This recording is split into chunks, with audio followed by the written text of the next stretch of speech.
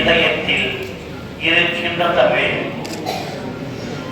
கனி சுவை நன்கும் அமைதி காலத்தை வென்ற தமிழே வணக்கம். இந்த நிகழ்ச்சி எனக்கு நிகழ்ச்சியாக தெரியவில்லை, மகிழ்ச்சியாக இருக்கிறது. அந்த வகையில் பயன்பாட்டில் அன்னை தமிழுக்கும் அருமை இதராளர்களுக்கும் சிறப்பான விழாவை ஏற்பாடு செய்திருக்கின்ற அருமை நண்பர் கோவி அவர்களை நான் வாழ்த்த, பாராட்ட, போற்ற கடை கொண்டிருக்கிறேன்.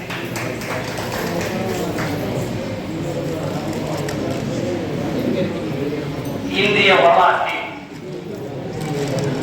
சுதந்திரத்திற்காக பாடுபட்ட கூட்டம் என்று சொன்னால் இந்தியாவில், தமிழகத்தில், தமிழ்நாட்டில் தான் முதலில் அந்த போராட்டம் தொடங்கியிருக்கிறது. அதற்காக விடுவித்த தோழர்களும் தியாகிகளும் வரலாற்றை படைத்திருக்கிறார்கள் என்பதுதான். அந்த வகையில் அனைவரையும் போற்றுகின்ற விழாவாக இந்த பத்திரிகையாளர் ஊடக அமைப்பும் அருமை நண்பர் கோவி அவர்களும் அவரோடு இணைந்திருக்கிற அனைவரையும் நான் இங்கே பாராட்ட கடமைப்பட்டிருக்கிறேன். இந்த நிகழ்ச்சியில் எனக்கு அருகில் ஆன்மீக தலைவர்கள் அமர்ந்திருப்பது ஆன்மீக தியாகிகளையும் ஆன்மீகவாதிகளையும் ஆன்மீக உண்மையான தோழர்களையும் பார்க்கிற ஒரு மனம் மகிழ்ச்சி கொள்கிறார். அதை விட என் இனிய நண்பர் கட்டபொம்மன், இளைய கட்டபொம்மன் அவர்கள் இங்கே அமர்ந்திருப்பது இன்னும் இந்த நிகழ்ச்சிக்கு சிறப்பாக இருக்கிறது. தமிழ்நாடு இந்து கோயில் அரசியல் சேனா சங்கமும் இந்துஸ்தான் கலர்ஸ் பத்திரிகையும் சேர்ந்து 4ஆம் ஆண்டு துவக்க விழாவை இங்கே நடத்திக் கொண்டிருக்கிறது. தமிழ்நாடு ஊடக மக்கள் சங்க செய்தியாளர்களும் ஊடக நண்பர்களும் இங்கே குவிந்திருக்கிறார்கள். இத்தகைய விழாவை பார்க்கின்ற பொழுது மிக சிறப்பாக இருக்கின்றது. அனைவரும் இங்கே வந்திருக்கிறார்கள். எனக்கு எழுத்துத்துறை பிடிக்கும், இலக்கியத்துறை பிடிக்கும், பத்திரிகை துறை பிடிக்கும், சினிமா துறை பிடிக்கும், ஆன்மீகத்துறை பிடிக்கும். இத்தனை துறை எனக்கு பிடிக்கும் என்பதால் தான் அண்ணா துறை எனக்கு பிடிக்கும். அந்த வகையில் அனைத்து தமிழிலும் அருந்தமிழ் பாடப்பட்டவர் பேரறிஞர் அண்ணா. அண்ணாவுடைய அந்த அருந்தமிழ் இந்த சென்னை மாநகரை தமிழ்நாடாக மாற்றியிருக்கிறது.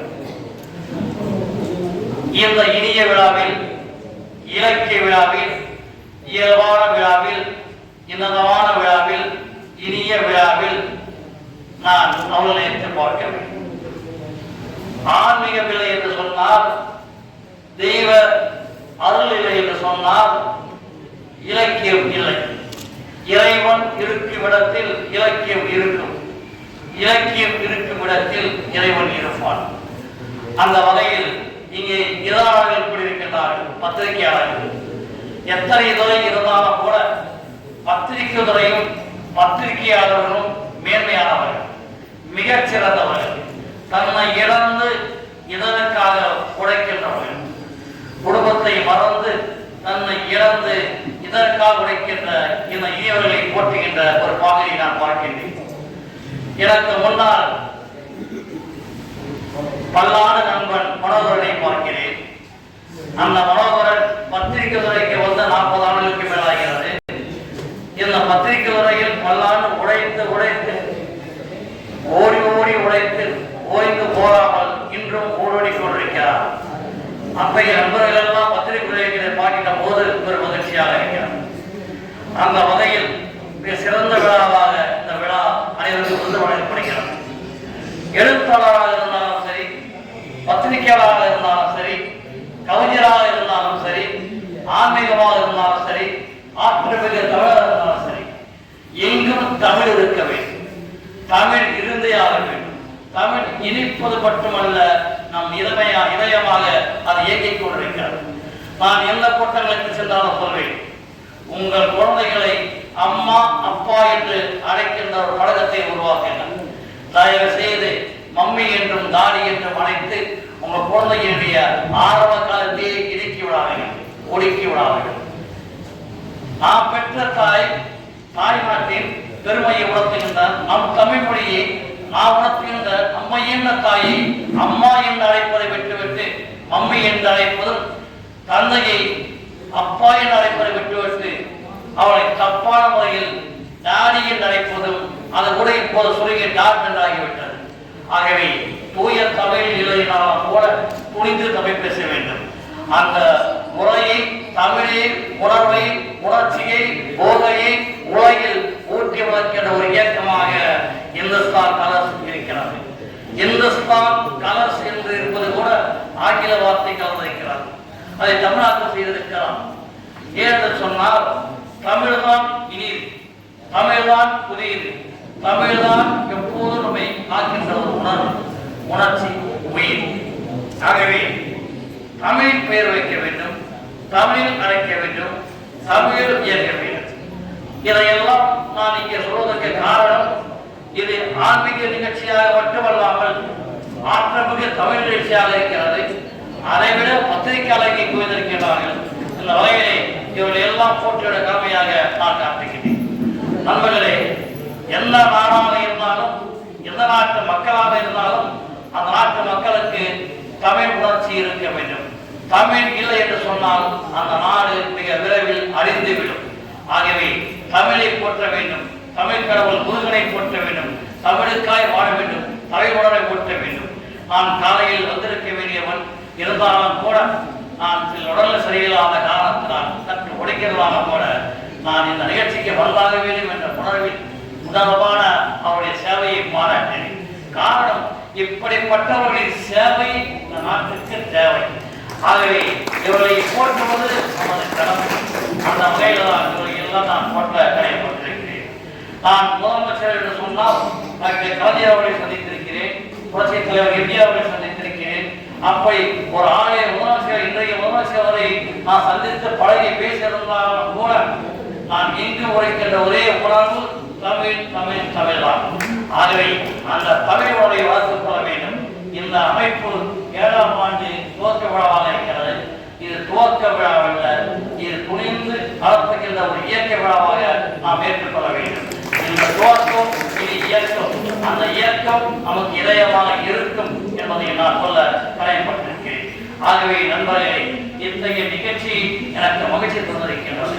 வீரபாண்டி கட்டபொம்மனை பொறுத்தவரை இந்திய வரலாற்றில், தமிழக வரலாற்றில் சுதந்திர போராட்டத்தில் முதலில் என்ற மாவீரன் தமிழன். அவருடைய தோன்றவாக இவர் இங்கே அமர்ந்திருப்பது நமக்கு பெருமையாக இருக்கிறது. நாம் பெருமைப்படுகின்றோம், பெருமகிழ்ச்சி கொள்கின்றோம். மற்ற வகையிலே ஆன்மீகவாதியை பொறுத்தவர்கள் எல்லாம் இங்கே அமர்ந்திருக்கிறார்கள். அவருடைய நல்லாசி நமக்கு வேண்டும், நல் எண்ணம் நமக்கு வேண்டும், நல் உணர்வு நமக்கு வேண்டும். இதையெல்லாம் நமக்கு வேண்டும் என்று சொன்னால் நல்லோருடைய நல்ல எண்ணங்கள் நமக்கு கிடைக்க வேண்டும். காவல்துறை சேர்ந்த அறிவியல் பணிக்கு அமர்ந்திருக்கிறார். இந்த காவல்துறை பொறுத்தவரை இந்திய வரலாற்றில் தமிழக போலீஸ் துறைதான் சிறந்த துறையாக ஏற்றுக்கொண்டிருக்கிறது. அந்த வகையை காவல்துறையாக இருந்தாலும் சரி, நமக்கு எந்த ஆவல்துறையாக இருந்தாலும் சரி, அந்த துறையில் நாம் ஆழமாக, ஆர்ப்பாட்டமாக, ஆர்வமாக செயல்பட வேண்டும் என்பதை நான் சொல்ல தலைப்பட்டிருக்கிறேன். நண்பர்களே, என்னை பொறுத்தவரையில் யாராக இருந்தாலும் சரி, எப்படியாக இருந்தாலும் சரி, உணர்வு வேண்டும், உள்ளத்தில் தூய்மை வேண்டும், உண்மை வேண்டும், நேர்மை வேண்டும். மனிதன் என்று சொன்னால் அவனுக்கு இந்த 3 நிச்சயமாக இருக்க வேண்டும். 1 உண்மை, 2 தூய்மை, 3 நேர்மை. இந்த 3 இல்லாதவன் உண்மையிலே அவர் மனிதனாக இருக்க முடியாது. ஆகவே இங்கு உள்ள அனைவருக்கும் இந்த 3 இருக்கிறது.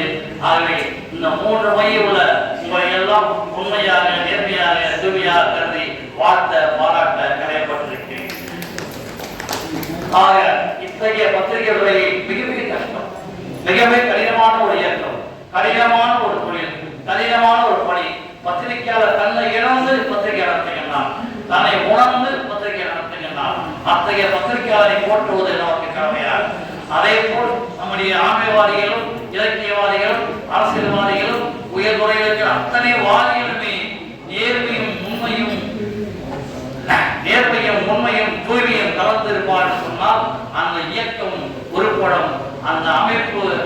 உறுதிப்படும் அந்த இயக்கத்தில் உள்ள அத்தனை பேருமே வளர்வா என்பதை நான் சொல்ல கடமைப்பட்டிருக்கிறேன். நான் பேசவன் சொன்னால் 10,000க்கு மேற்பட்ட பட்டிமன்றங்கள் பேசியவன், பல இலக்கியங்கள் பேசியவன், உலகம் முழுவதும் தமிழ் வளர்ச்சிக்காக பேசிக்கொண்டு வருகிறவன்.